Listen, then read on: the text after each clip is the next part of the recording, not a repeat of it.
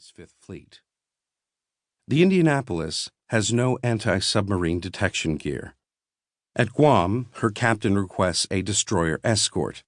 He is rebuffed by the area commander, a vice admiral. There is no need for escorts, the captain is told. This is confirmed in effect by the local surface operations officer, Oliver Newcomb.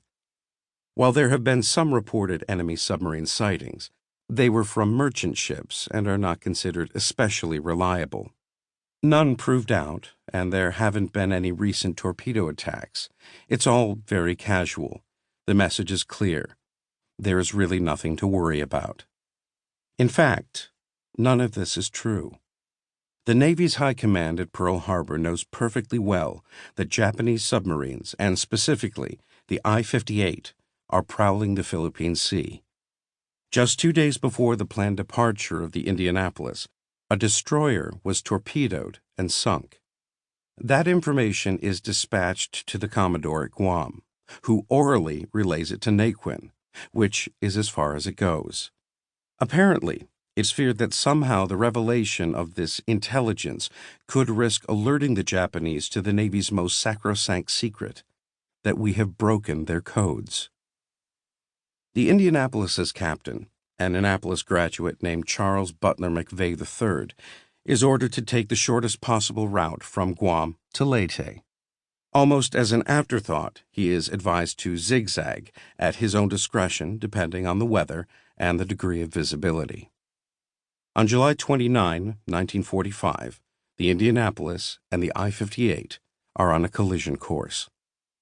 The I-58's commander, Machitsura Hashimoto, the son of a Shinto priest, calculates that positioning his sub along a direct line between Guam and Leyte will give him his best shot for the kill he so desperately desires.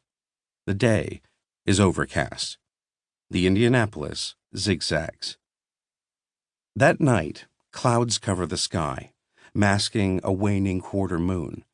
Visibility is so poor that one end of the ship can barely be seen from the other end.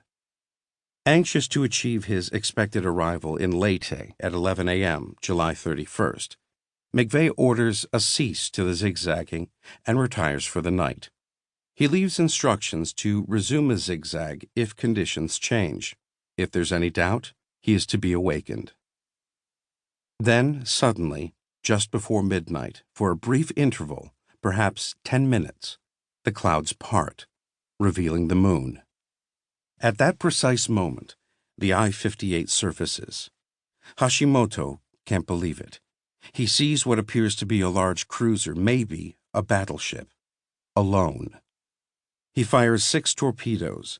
Still fearing retribution, he dives. The I-58 is rocked by 2 enormous explosions. About an hour later, Hashimoto resurfaces, but the cloud cover is back, and in the darkness, he finds nothing. He proudly sends a coded message to Japan that he has sunk what appeared to be a battleship. The first torpedo tears off the entire bow of the Indianapolis. The second causes a massive explosion in her fuel tanks. She sinks in 12 minutes. A radio operator manages to get off SOS messages. There are nearly 1,200 men on board. About 300 go down with the ship.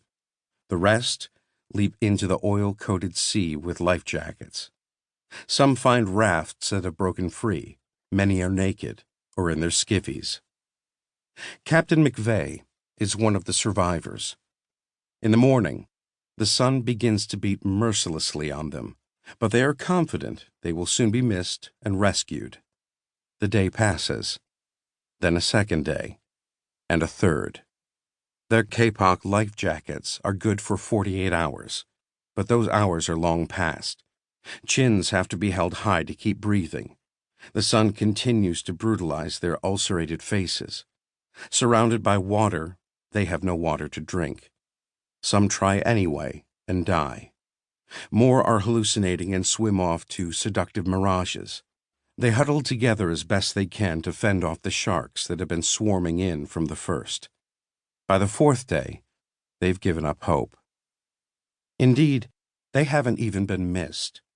The SOS has either been ignored or dismissed as an enemy ploy to lure ships into